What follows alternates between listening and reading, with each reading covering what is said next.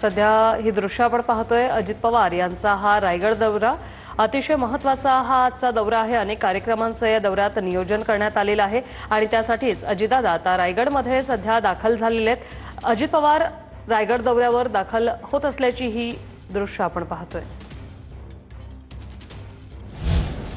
तर रायगडमध्ये आदिती तटकरे आणि भरत गोगावले एकाच मंचावर। महसूल दिनाच्या कार्यक्रमात आदिती तटकरे आणि भरत गोगावले एकत्र आले। शासकीय कार्यक्रमात पुन्हा एकदा कट्टर विरोधक एकत्र आल्याचं पाहायला मिळालंय।